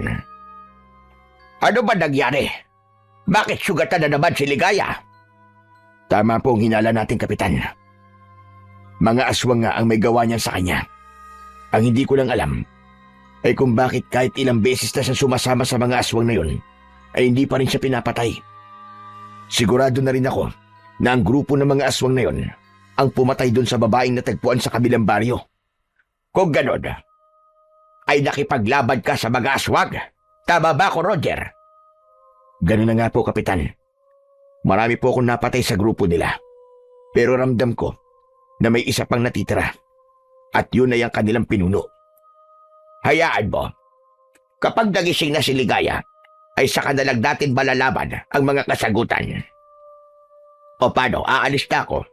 Kapag may kailangan ka, ay tawagin mo agad ako. Sige po, Kapitan. Maraming salamat po. Nang nakaalis na si Kapitan Isko, ay inilipat ko si Ligaya sa papag para mas maging komportable ang kanyang pagpapahinga. Habang ako naman ay magdamag siyang binantayan hanggang sa hindi ko na kinaya ang sobrang antok at nakatulog na ako sa sahig. Nang magising ako kinabukasan, ay tulog pa rin si Ligaya. Umupo ako sa gilid ng kama at pinagmasdan ko ang maganda niyang muka. Nakahinga ako ng maluwag. Nang sa wakas, ay nagising na rin si Ligaya. Gulat na gulat siya nang nakita niya ako. Roger, ikaw na naman. Nasaan ako? Ligaya, nandito ka sa bahay ko. Huwag kang mag-alala. Ligtas ka na. Pinatay ko na ang mga aswang na kumukuha sa'yo. Hindi. Imposible yun. Paano mo silang nagawang patayin? Ligaya, isa akong manunugis na mga aswang sa baryong ito. May kaalaman ako pagdating sa pakikipaglaban sa mga aswang. Sinundan kita doon sa lumang gusali at doon ko nakaharap ang mga aswang. Pero sigurado ko na buhay pa ang kanilang pinuno. Si Sandro. Buhay pa si Sandro. Diyos ko. Roger, kailangan ko nang umalis dito. Sigurado ako na sa ngayon ay galit na siya. Dahil sa ginawa mo. Ayoko madamay ka pa rito. Maging ang baryo na to. Roger, hindi mo alam kung gaano kalupit si Sandro. Wala siyang awa. Huminahon ka, Ligaya. Damay na talaga ako rito. Kaya wala nang silbi kung aalis ka. Pero tulad ng sinabi ko, hindi lang ikaw ang madadamay, pati na ang baryo nyo. Maghihiganti siya sa inyo, Roger. Hindi ka na kasi dapat nakailam pa. Hindi ako pwedeng hindi makialam. Dahil mahal kita, Ligaya. Parehas kaming natigilan ni Ligaya sa hindi inaasahang pag-amin na ginawa ko. Maging ako ay nagulat dahil kusang lumabas sa bibig ko ang mga salitang yun. Doon ko naisip na wala na akong magagawa kundi ang panindigan ang aking sinabi. Alam kong wala kang tiwala sa mga lalaki. Pero mahal kita, Ligaya. Yun ang totoo. Ginawa ko lahat ng ito dahil sa pagmamahal ko sa'yo. Kaya nakikiusap ako sa'yo. Nasabihin mo sa akin kung ano ba talaga ang nangyayari sa'yo. Matagal na nakatingin si Ligaya sa akin na para bang nag-iisip siya kung dapat ba niyang sabihin sa akin ang lahat. Hanggang sa nagsalita na siya. Ang grupo ni Sandro ay isang sindikato ng mga aswang. Kumukuha sila ng mga babaeng kagaya ko para ibenta sa mga aswang na gustong magparami ng kanilang lahi. Pinagsasamantalahan nila kami ng paulit-ulit hanggang sa makabuo na sila. At kapag nakabuo na sila at nanganak na kami, ay doon nila kami papatayin. May ilang aswang na kapag nainip na sa tagal na hindi sila nakakabuo, ay pinapatay din nila ang biktima nila. Wala akong magawa, Roger. Dahil palagi nila akong tinatakot na kapag hindi ako sumunod sa kanila, ay papatayin nila ako. Kung ganun, ikaw ang napili ni Sandro na magdadala ng kanyang lahi, ganun ba? Tama ka, Roger. Akala ko nung una ay normal na customer lang siya. Nagulat pa nga ako kasi napakalaki ng binayad niya sa akin nung una. Hanggang sa nalaman ko na kung ano talaga siya. Napakahayop niya. Demonyo siya. Maraming beses niya na akong pinagsamantalahan. Marumi na nga akong babae, pero mas lalo pa niya akong dinumihan. At kagabi, balak niya na akong patayin kasi naiinip na siya at hindi pa rin ako nakakabuo. Maraming salamat dahil dumating ka. Salamat sa pagliligtas mo sa akin, Roger. Pero natatakot ako. Sigurado ako na idadamay ka niya at ang baryo niyo. Ayoko nga ako maging dahilan para magkaroon ng kaguluhan dito sa lugar niyo. Huwag kang mag-alala, Ligaya. Dahil hindi ako papayag na magtagumpay si Sandro sa gusto niyang gawin sa'yo. Poprotektahan kita at ang baryo namin laban sa kanya. Natatakot ako, Roger. Nang tuluyan ng umiyak si Ligaya, ay mahigpit ko siyang niyakap.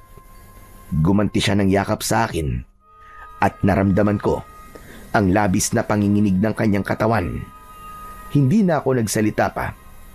Alam ko na walang salita ang makakapagpakalma kay Ligaya dahil mas kailangan niya ng sandaling yon ng kahit isang tao na ipararamdam sa kanya na meron siyang kakampi.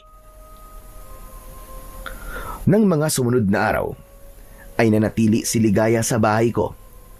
Tanging sina Ernie at Kapitan Isko lamang ang pinagsabihan ko sa bagay na yon. Ngunit mas lalong pinag-ingat ni Kapitan Isko ang mga tao sa maaaring pagsalakay ng mga aswang. Hanggang isang gabi, nagulantang ang lahat nang marinig namin ang takot na pagsigaw ng mga tao. Sumilip ako sa bintana at doon ko nakita ang isang matangkad na aswang na nakatayo sa harapan ng aking bahay. Ligaya, sa tingin ko, nandito na si Sandro. Anong gagawin natin, Roger? Wala tayong laban sa kanya. Huwag ka mag-alala. Akong bahala sa kanya. Hindi ako papayag na makukuha kanyang muli. Lumabas ako, nadala ang aking 2 balaraw. Huminto ako ng ilang dipaan layo kay Sandro. Nakakatakot ang kanyang itsura. Nanlilisik ang mga mata niya at nagngangalit ang kanyang mga ngipin. Alam kong ikaw ang kumuha kay Ligaya. Ilabas mo siya. Kailangan niyang mamatay dahil wala sa silbi. Kung ako sa'yo, ay umalis ka na. Dahil hindi ko hahayaan na makuha mo si Ligaya. Sino ka ba para sabihin sa akin kung anong dapat kong gawin? Kung gusto pa mabuhay, ay ibigay mo na sa akin ang babaeng yan. Sino ako? Gusto mo ba talagang malaman kung sino ako? Ako lang naman ang umubo sa mga alagad mong aswang. At ako rin ang tagapagtanggol ng baryong ito mula sa mga kagaya mo na halang ang kaluluwa. Hindi ako natatakot kahit sino ka pa. Kung ganun, humanda ka sa iyong kamatayan! Sa isang kisap mata, ay nasa harapan ko na kagad ang pinuno ng mga aswang na si Sandro. Labis akong nabigla sa bilis ng kanyang paggalaw. Sinubukan ko siyang saksakin ng aking balaraw, pero naunahan niya ako. Bumaon ang matutulis niyang kuko sa aking dibdib at sa kanya ako malakas na itinulak. Napaupo ako sa lupa at bago pa ako makatayo, ay pumaibabaw na siya sa akin. Kakalmutin niya sana ako sa muka, pero agad kong itinarak ang isang balaraw sa kanyang palad.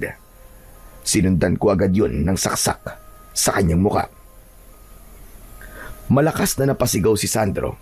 Itinulak ko siya at nang mawala siya sa ibabaw ko, ay agad akong tumayo. Walang hiya ka! Ikaw lang ang nakasugat sa akin ng ganito! Magbabayad ka! Hindi lang sugat ang makukuha mo sa akin, kundi ako rin ang magdadala sa iyo sa kamatayan! Tumakbo ako, palapit kay Sandro. Ngunit bago ko pa siya malapitan, ay nawala siya sa kanyang kinatatayuan. Luminga ko sa paligid, pero hindi ko siya nakita. Pinalakas ko ang aking pakiramdam. Umikit ako, at habang pinapakinggan ko ang aking kapaligiran, may naramdaman akong presensya mula sa aking itaas. At nang tumingala ako, ay nakita ko si Sandro na mabilis na bumubulusok pa ibaba habang nakaumang ang matutulis niyang mga kuko. Iniwasan ko si Sandro at nang bumagsak siya sa lupa, ay sabay kong itinarak ang balaraw ko sa kanyang dibdib. Siniguro ko ng mga sandaling yon na tinamaan ko ang kanyang puso dahil yon ang kanyang kahinaan. Ngunit tila mas lumakas si Sandro dahil sa labis na galit. Malakas siyang sumigaw at nang akmang susunggaban na niya ako, ay biglang sumugod ang mga tao papunta kay Sandro. Kabilang doon sina Ernie at si Kapitan Isko. May mga dala silang itak at mga matutulis na sibat. Nang humarap si Sandro sa mga tao, ay wala na siyang nagawa nang pagtulungan siya ng mga yon. Walang tigil nilang sinaksak at pinagtataga si Sandro. Hindi ako makapaniwala sa aking nakita dahil yun ang unang beses na tinulungan ako ng mga tao sa pakikipaglaban ko sa mga aswang. Marahil ay nakita nila kung gaano kalakas si Sandro at naisip nila na kailangan nila akong tulungan. Nang huminto ang mga tao, ay hindi na gumagalaw si Sandro. Wala na siyang buhay at naliligo na siya sa kanyang sariling dugo. Maraming salamat sa inyo mga kasama. Hindi ko inakala na tutulungan niyo ako sa labang ito. Dapat lang natulungan ka namin, pare. Maraming beses mo na kaming tinulungan eh. Kaya ito na ang pagkakataon namin para naman makabawi sa'yo. Muli ako nagpasalamat sa lahat. Bago ko bumalik sa loob ng aking bahay, naabutan ko si Ligaya na nakasiksik sa isang sulok habang yakap ang kanyang sarili.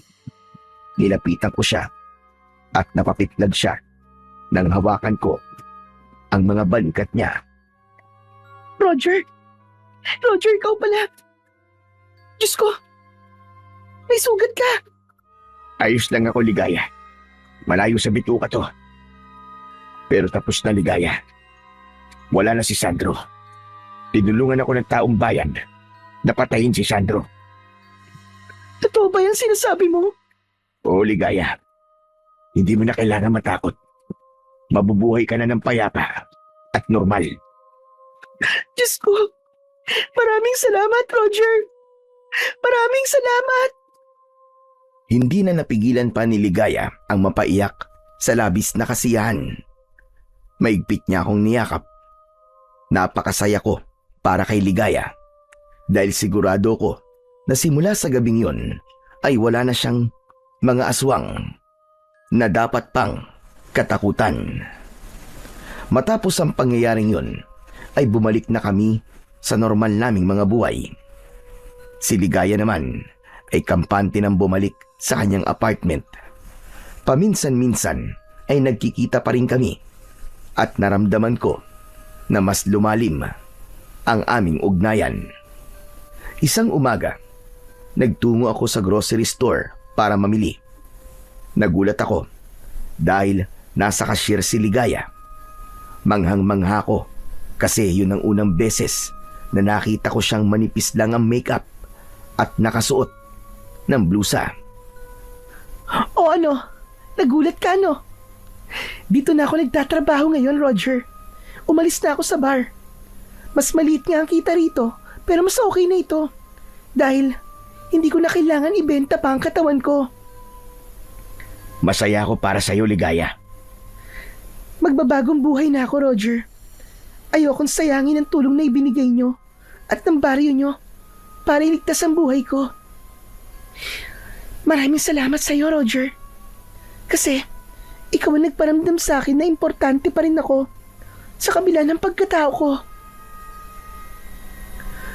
Matamis akong ngumiti at napagtanto ko na doon na tuluyang natapos ang isang mabigat na kabanata sa buhay ni Ligaya. Nagkaroon na rin ako ng lakas ng loob para ligawan siya at makalipas ang ilang buwan ay sinagot na niya ako. 1 taon pa ang lumipas bago kami nagpakasal. Ngayon ay magkasama na kami sa iisang bahay ng payapa at masaya. Hindi ko na inisip ang nakaraan niya. Wala akong pakialam doon. Basta't mahal ko siya, maging sino pa siya. At ang mahalaga ay ang hinaharap na bubuin naming dalawa na malayo sa dilim na minsan nang bumalot sa aming buhay. At nangako ko sa aking sarili at sa Panginoong Diyos na habang ako ay nabubuhay, ay patuloy kong poprotektahan at mamahalin ang aking pinakamamahal na si Ligaya.